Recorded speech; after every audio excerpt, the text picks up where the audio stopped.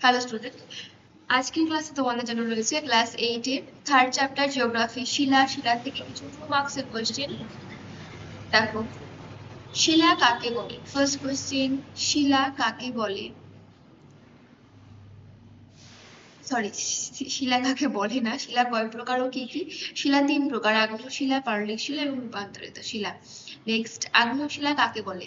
পৃথিবীর সৃষ্টির আদি পর্যায়ে ভূত্বকে ছোট বড় ফাটল বা আগ্নেয়গিরি জ্বালা দিয়ে ভূ অভ্যন্তরের উত্তপ্ত তরল ম্যাগমা ভূপৃষ্ঠে বেরিয়ে এসে জমা হয় এবং কালক্রমে ঠান্ডা ও শক্ত হয়ে যে শিলা সৃষ্টি করে তাকে আগ্নেয় শিলা বলে। আগ্নেয় শিলার কয়েকটি বৈশিষ্ট্য লেখো। আগ্নেয় শিলার কয়েকটি বৈশিষ্ট্য হলো, এই শিলা আম্লিক এবং ক্ষারকীয় উভয় প্রকৃতির হয়। আগ্নেয় শিলায় জীবাশ্ম থাকে না। আগ্নেয় শিলা খুব কঠিন প্রকৃতির হয় এবং আগ্নেয় শিলায় বিভিন্ন প্রকারের ধাতব খনিজ সম্পদের সন্ধান পাওয়া যায়। নেক্সট কোশ্চেন, আগ্নেয় শিলা কয় প্রকার ও কি কি? উৎপত্তির পার্থক্য অনুসারে আগ্নেয় শিলা 2 প্রকার: নিঃসারী আগ্নেয় শিলা এবং উৎবেদী আগ্নেয় শিলা। উৎবেদী আগ্নেয় শিলা আবার 2 প্রকারের হয়: পাতালিক শিলা এবং উপপাতালিক শিলা। নেক্সট কোশ্চেন, পাললিক শিলা কাকে বলে?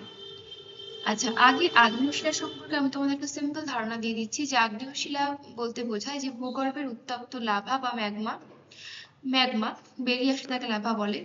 তো এই ভূগর্ভের উত্তপ্ত ম্যাগমা যখন কোনো অংশ দিয়ে বাইরে বেরিয়ে আসে তখন তা বেরিয়ে এসে যে কঠিন হয়ে ঠান্ডা ও শক্ত হয়ে যে শিলা সৃষ্টি করে তাকে আগ্নেয় শিলা বলে।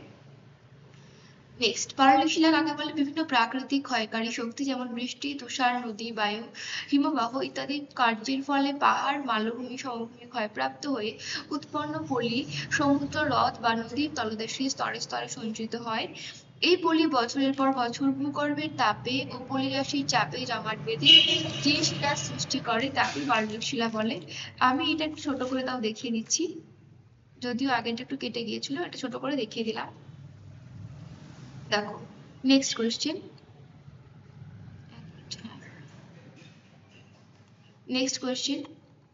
পাললিক শিলার বৈশিষ্ট্যগুলি আলোচনা করো। পাললিক শিলার বৈশিষ্ট্যগুলি কি কি? একমাত্র পাললিক শিলাতেই জীবাশ্ম দেখা যায়। এই শিলায় স্তরভেদ থাকে। এই শিলা অন্যান্য শিলার তুলনায় একটু কম কাঠিন্য থাকে, মানে কাঠিন্যতা কম থাকে, কম শক্ত হয়। এই শিলা সহজেই ক্ষয়প্রাপ্ত হয়। পাললিক শিলায় অনেক সময় জলের দাগ, ঢেউয়ের দাগ প্রভৃতি দেখা যায়। এখন এই আগ্নেয় শিলা আর পাললিক শিলা রূপান্তরিত হয়ে যে শিলা তৈরি হয় তাকেই রূপান্তরিত শিলা বলে। দেখো, রূপান্তরিত শিলা কাকে বলে? আগ্নেয় শিলা এবং পাললিক শিলা ভূ অভ্যন্তরের প্রচন্ড চাপ এবং তাপ ও নানা রকম রাসায়নিক বিক্রিয়ার মাধ্যমে দীর্ঘ সময় ধরে তার পুরনো ভৌত ও রাসায়নিক ধর্ম হারিয়ে সম্পূর্ণ নতুন ধর্মবিশিষ্ট যে শিলায় পরিণত হয় তাকে রূপান্তরিত শিলা বলে। নেক্সট আমরা দেখব এই শিলা মানে রূপান্তরিত শিলার বৈশিষ্ট্য।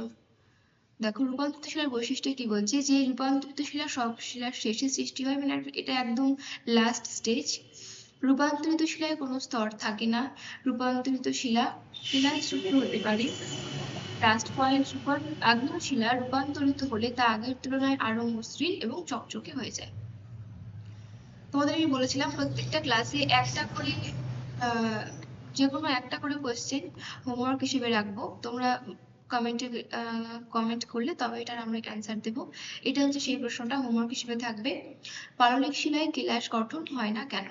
নেক্সট, পাললিক শিলায় জীবাশ্ম দেখা যায় না কেন? সমুদ্র বা হ্রদের, এখানে একটু মিস্টেক আছে, হয় ফলা হবে। হ্রদের তলায় যখন পলি জমা হতে থাকে তখন তার মধ্যে সামুদ্রিক উদ্ভিদ ও প্রাণীর দেহ চাপা পড়ে এবং পলির সঙ্গে এগুলিও ধীরে ধীরে প্রস্তরীভূত হয়। প্রস্তরে পরিণত হওয়ার সময় শিলাস্তরের মধ্যে ওইসব উদ্ভিদ এবং প্রাণী দেহের আকৃতির ছাপ পড়ে যায়। যেহেতু পাললিক শিলার গঠন প্রক্রিয়া দীর্ঘকাল ধরে চলে, তাই সুদূর অতীতে বিভিন্ন সময় আবির্ভূত প্রাণী দেহের ছাপ এই পাললিক শিলাস্তরে জীবাশ্মের মাধ্যমে পাওয়া যায়। নেক্সট, আগ্নেয় শিলায় জীবাশ্ম দেখা যায় না কেন? ভূগর্ভের উত্তপ্ত ম্যাগমা অথবা ভূপৃষ্ঠে লাভা শীতল ও কঠিন হয়ে যখন আগ্নেয় শিলা সৃষ্টি করে তখন এর মধ্যে কোনো উদ্ভিদ বা প্রাণীদেহ চাপা পড়ে থাকলেও তা উত্তাপে নষ্ট হয়ে যায় এবং প্রস্তরে তার কোনো ছাপ থাকে না। পাললিক শিলার মতো আগ্নেয় শিলা স্তরে স্তরে সঞ্চিত থাকে না, তাই আগ্নেয় শিলায় কোনো জীবাশ্ম দেখা যায় না।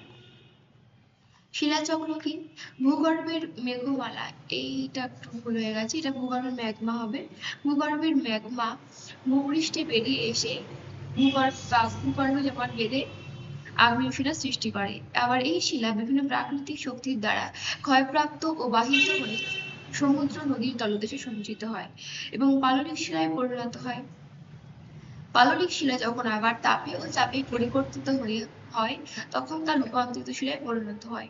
অনেক সময় ভূগর্ভের উত্তপ্ত ম্যাগমার সংস্পর্শে এসে পাললিক শিলা এবং রূপান্তরিত শিলা গলে যায় ও কালক্রমে আগ্নেয় শিলায় পরিণত হয়। প্রকৃতিতে শিলার উৎপত্তি এবং এক শিলা থেকে অন্য শিলায় রূপান্তর একটি নির্দিষ্ট নিয়মে চক্রাকারে আবর্তিত হয়ে চলেছে। ক্রমান্বয়ে এই 3 প্রকার শিলা বিভিন্ন পদ্ধতিতে চক্রাকারে আবর্তনের প্রক্রিয়াকেই শিলাচক্র বলে।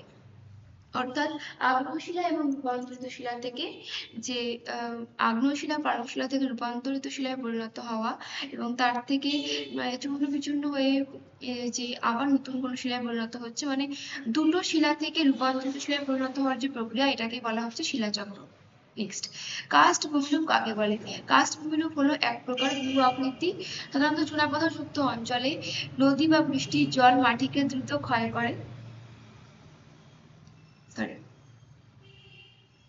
ভূগর্ভে গিয়ে ছোট বড় নানা আকৃতির গর্তের সৃষ্টি করে, এই ধরনের ভূমিরূপকে কার্স্ট ভূমিরূপ বলে। নেক্সট, আগ্নেয় শিলা এবং পাললিক শিলার পার্থক্যগুলি লেখো। আগ্নেয় শিলা এবং পাললিক শিলার পার্থক্যগুলি হলো ভূগর্ভের উত্তপ্ত গলিত পদার্থ ঠান্ডা হয়ে জমাট বেঁধে আগ্নেয় শিলা তৈরি হয়। অপরদিকে ভূগঠনকারী শিলাসমূহ ক্ষয়প্রাপ্ত হয়ে সাগর বা মহাসাগরের তলদেশে পলির আকারে স্তরে স্তরে জমা হয়ে পাললিক শিলা তৈরি হয়। আগ্নেয় শিলা জীবাশ্ম দেখা যায় না, পাললিক শিলা জীবাশ্ম দেখা যায়। আগ্নেয় শিলা সহজেই ক্ষয়প্রাপ্ত হয় না, পাললিক শিলা সহজেই ক্ষয়প্রাপ্ত হয়। আগ্নেয় শিলায় কেলাস দেখা যায়, পাললিক শিলায় কেলাস দেখতে পাওয়া যায় না। নেক্সট কোশ্চেন, পাললিক শিলা এবং রূপান্তরিত শিলার বৈশিষ্ট্য কি বলছে দেখো। পাললিক শিলা দ্রুত ক্ষয়প্রাপ্ত হয় কিন্তু রূপান্তরিত শিলা ধীর গতিতে ক্ষয় হয়। পাললিক শিলায় স্তর দেখা যায় কিন্তু রূপান্তরিত শিলা স্তরহীন হয়। পাললিক শিলায় জীবাশ্ম দেখতে পাওয়া যায় কিন্তু রূপান্তরিত শিলায় জীবাশ্ম দেখতে পাওয়া যায় না। নেক্সট, স্ট্যালাকটাইট কি? চুনাপাথর যুক্ত অঞ্চলে গুহার ছাদ থেকে ঝুলতে থাকা চুনাপাথরের দণ্ডকেই স্ট্যালাকটাইট বলে। স্ট্যালাকমাইট কি? ঠিক স্ট্যালাকটাইটের উল্টো, চুনাপাথর যুক্ত অঞ্চলে গুহার মেঝে থেকে উপরের দিকে জমে থাকা চুনাপাথরের দণ্ডকে স্ট্যালাকমাইট বলে। অর্থাৎ গুহার ছাদ থেকে মাটির দিকে ঝুলতে থাকা চুনাপাথরের দণ্ডকে স্ট্যালাকটাইট এবং মেঝে থেকে উপরের দিকে উঠে থাকা দণ্ডকে স্ট্যালাকমাইট বলে। নেক্সট, কাকে কেন ভারতের খনিজ ভান্ডার বলে? ভারতের ছোটনাগপুর অঞ্চলকে ভারতের খনিজ ভান্ডার বলে, তার কারণ এই ছোটনাগপুর অঞ্চলটা খনিজ সম্পদে সমৃদ্ধ এবং এই অঞ্চল থেকে বিভিন্ন প্রকারের খনিজ সম্পদ যেমন লোহা, তামা, বক্সাইট, ম্যাঙ্গানিজ, ডলোমাইট প্রভৃতি খনিজ সম্পদ প্রচুর পরিমাণে পাওয়া যায়, তাই এই অঞ্চলকে ভারতের খনিজ ভান্ডার বলে। নেক্সট, রেগোলিথ কাকে বলে? বহির্জাত প্রক্রিয়ায় বিভিন্ন প্রাকৃতিক শক্তি যেমন বায়ু, বৃষ্টিপাত, নদী ইত্যাদির দ্বারা বহুদিন ধরে শিলা এবং শিলা গঠনকারী খনিজগুলি ক্ষয় হয়ে সূক্ষ্ম শিথিল শিলাচূর্ণ রূপে অবস্থান করে এবং এই শিলাচূর্ণকেই রেগোলিথ বলে। নেক্সট, শিলা থেকে কিভাবে মাটির সৃষ্টি হয়? তাপমাত্রা, বায়ু, জল এবং জীবজগতের ক্রিয়ার ফলে শিলা ক্ষয়প্রাপ্ত হয় এবং চূর্ণ বিচূর্ণ হয়ে ছোট টুকরো বা দানায় পরিণত হয়। সর্বশেষ পর্যায়ে সূক্ষ্ম কণায় রূপান্তরিত হয়। এরপর উদ্ভিদ, প্রাণী এবং ব্যাকটেরিয়া বা বিয়োজকের মাধ্যমে শিলার সঙ্গে জৈব পদার্থ মিশে মাটি তৈরি হয়। তো কি বলছে, বিভিন্ন প্রাকৃতিক শক্তির মাধ্যমে শিলা চূর্ণ হয়ে ছোট ছোট টুকরো দানায় পরিণত হয়, সেখান থেকে সূক্ষ্ম কণায় রূপান্তরিত হয় এবং বিয়োজকের মাধ্যমে যখন সেই শিলাটা মিশে যায় তখন তাকে বলা হয়, সেটা মাটিতে তৈরি হয়। আজ এই পর্যন্ত, দেখা হচ্ছে নেক্সট ভিডিওতে। তোমাদের যদি কোনো বিষয় জানার থাকে অবশ্যই কমেন্ট বক্সে কমেন্ট করে জানিও। টাটা।